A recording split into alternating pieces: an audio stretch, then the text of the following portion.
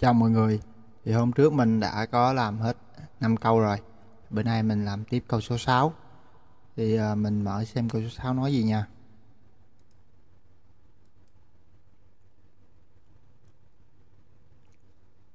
Câu số 6. Câu số 6 đây là một câu cũng khá là đơn giản. Thì câu số 6 như sau. Ý số 1, modify là thay đổi, chỉnh sửa cái sự lựa chọn test print cho cái tấm hình, mà sao cho tấm hình nó nằm trên dòng chữ inline with text. Thì đây là tấm hình, bạn chọn hình đầu tiên nha, chọn hình đầu tiên. Thì khi mà ấn lên đó thì nó sẽ ra picture tool format, không có nè, đó, ấn vô có. Thì đương nhiên là nó nằm thi trong đây, đúng không bạn? Thi trong đây, mình chọn vô đây.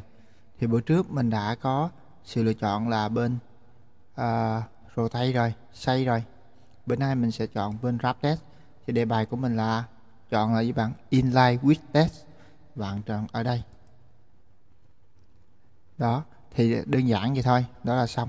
Còn một mẹo nữa thì các bạn có thể đơn giản là bạn bấm vào nút size kích cỡ nè, bấm sổ xuống này, có dấu ngắt xuống nè, bấm ra thì nó có ba sự lựa chọn, bạn nằm trong đây. Thì vừa rồi là mình thi ở rotation, bây giờ thi tab thứ hai đó là tab pin inline with text. Đó, có hình con sư tử nè, nằm trên dòng chữ nè, ấn vô xong. Đó, cái hình nằm trên dòng chữ, đơn giản vậy thôi.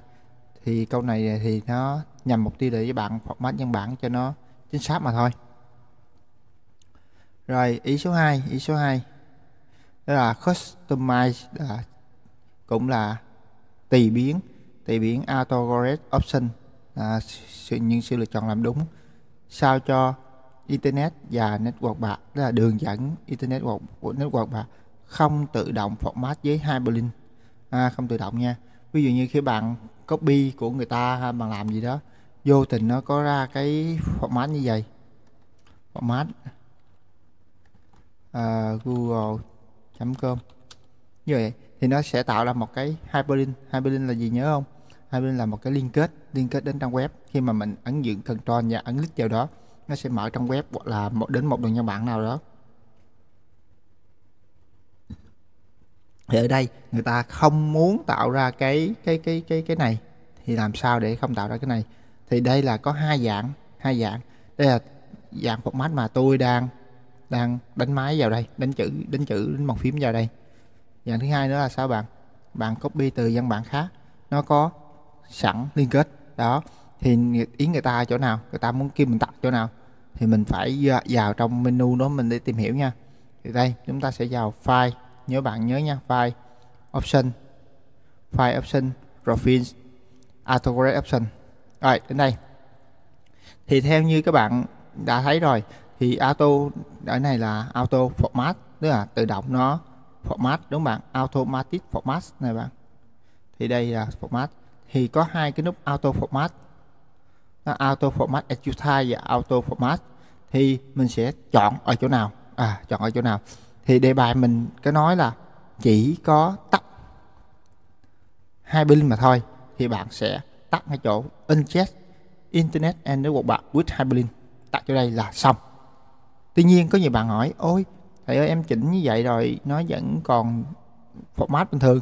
Thì format của bạn là khi mà bạn đánh chữ, đúng không bạn? Đánh chữ thì đó gọi là auto format as you type. Bạn tắt chỗ này thì khi mà bạn đánh máy thì nó sẽ không tự động tạo ra hyperlink. Còn ở đây mình chọn tắt auto format này là không tự động hyperlink với một cái copy đường dẫn nào đó dán vô đó, thì nó không tự động tạo ra hyperlink. Thì lưu ý đề của mình là đi thi nó có as you type hay when you type không.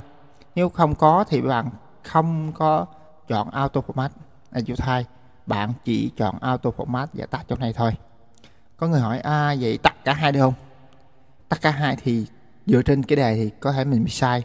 Thì đề nó nói cụ thể là trong trường hợp nào.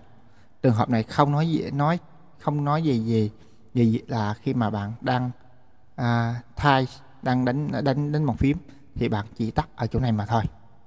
Như vậy nó mới chấm đúng được. Rồi sau khi bạn tắt xong thì bạn ấn ok. như vậy thì văn bản cái tài liệu của bạn sau khi như vậy xong thì bạn copy một nguồn nào đó thì nó sẽ không tự động tạo ra một cái hyperlink. Đơn giản như vậy thôi. Rồi câu số 6 đến đây là xong. Thì các bạn cố gắng làm đi làm lại cái này cũng dễ cho bạn. Mình có hai cái ý chính, đó là tạo một cái hình ở vị trí tương đối với chữ, và câu số 2 là định dạng cái auto format sao cho cái đường dẫn internet nó không tạo ra hyperlink. Rồi, chào các bạn nha. Hẹn các bạn gặp ở câu số 7. Chúc các bạn may mắn nha. Xin chào.